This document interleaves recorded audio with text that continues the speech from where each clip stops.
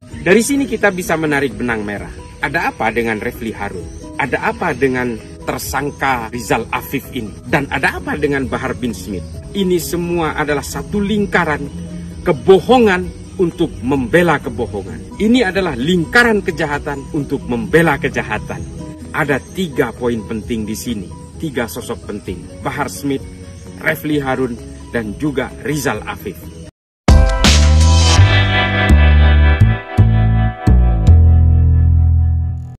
Siapakah Abi Rizal Afif, orang yang mengaku diri kalau dia adalah napi teroris? Sementara itu dari pengakuan sejumlah pihak, termasuk pihak Lapas Gunung Sindur, sudah mengklarifikasi kalau Rizal Afif bukanlah napi teroris. Dia hanya napi biasa, napi recehan, kriminal biasa yang tersangkut kasus pencurian dan pernah terlibat dalam pembakaran rumah mendiang almarhum Ustadz Jeffrey. Juga pernah terlibat dalam kasus kerusuhan di Bawaslu. Tapi Abi Rizal Afif ini tetap ngeyel kalau dia adalah napi teroris. Apakah dia ngaku-ngaku sebagai napi teroris hanya untuk menunjukkan gengsi kepada orang-orang kalau dia adalah napi elit, napi luar biasa, atau seperti apa?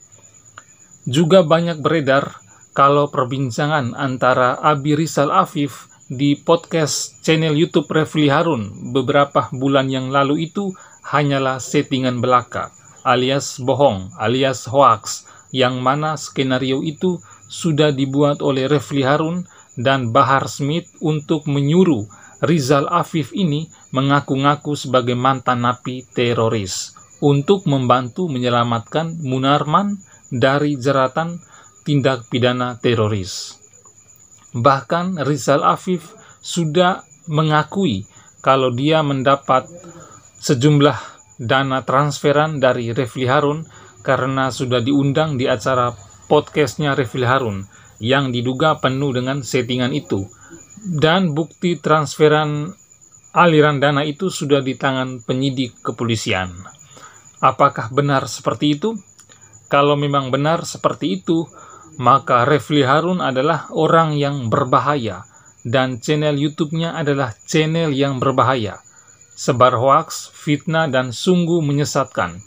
Lalu, kenapa video perbincangan antara Refli Harun dan Rizal Afif di YouTube-nya Refli Harun itu sudah dihapus? Apakah Refli Harun takut? Walau-walam bisawab. Nah, untuk lebih jelas, mari kita simak tanggapan dari Cah Isla Barawih mengenai skenario yang diduga settingan dari Refli Harun dan Bahar bin Smith itu.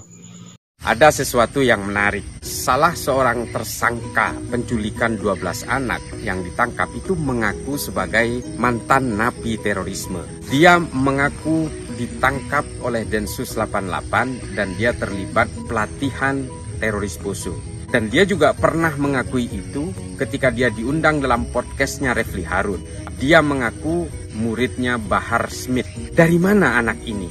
Dia bukan siapa-siapa seperti yang disebutkan oleh Refli, tapi tiba-tiba diundang.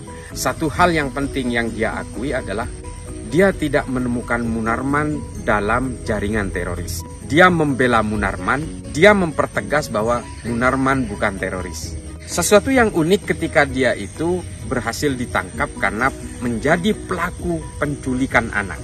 Ini ada 2 benang merah yang mesti kita lihat. Dia mengaku sebagai mantan napi teroris kepada Refli Harun, dan ketika dia tertangkap akibat kasus penculikan anak, dia juga mengaku sebagai mantan napi teroris. Padahal dari catatan Densus tidak ada nama ini sebagai mantan teroris. Dan juga dari catatan Lapas Gunung Sindur, orang ini tidak pernah tercatat sebagai napi teroris.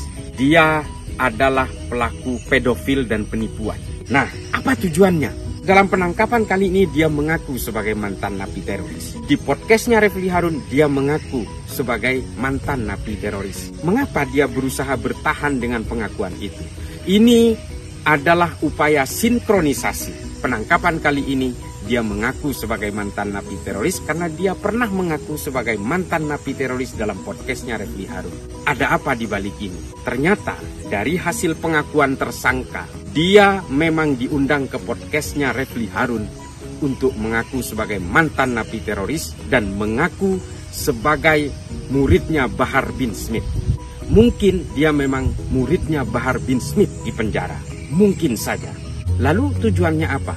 Ada dua tujuannya, sesuai dengan konten yang ada di dalam podcast itu. Dia ingin mengglorifikasi nama Bahar bin Smith. Yang kedua adalah dia membela Munarman mati-matian atas nama mantan teroris. Ini menarik.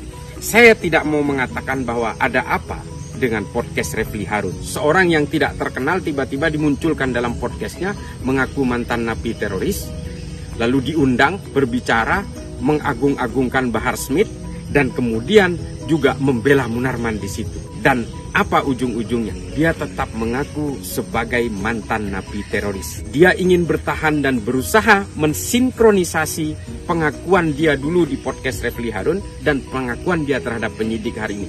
Tapi ternyata semuanya buyar. Dari sini kita bisa menarik benang merah. Ada apa dengan Refli Harun? Ada apa dengan tersangka Rizal Afif ini? Dan ada apa dengan Bahar bin Smith?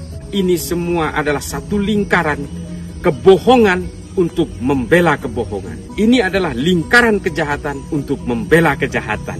Ada 3 poin penting di sini, 3 sosok penting: Bahar Smith, Refli Harun, dan juga Rizal Afif. Ini tidak sesederhana yang kita bayangkan. Kita tunggu hasil penyidikan pihak kepolisian berikutnya. Kita tunggu pengakuan-pengakuan dari Rizal Afif ini sampai semuanya terbongkar. Karena bagaimanapun kebenaran akan muncul dengan logikanya sendiri. Oke, saya kira jelas ya apa yang disampaikan Cah Islah Bahrawi. Mudah-mudahan polisi juga segera memanggil kadrun Refli Harun itu. Dia itu pecatan yang sakit hati. Seandainya dia tidak dipecat dari BUMN oleh Erick Thohir, tidak mungkin juga Refli Harun sekarang ini jadi kadrun. Oke, sampai jumpa dan terima kasih.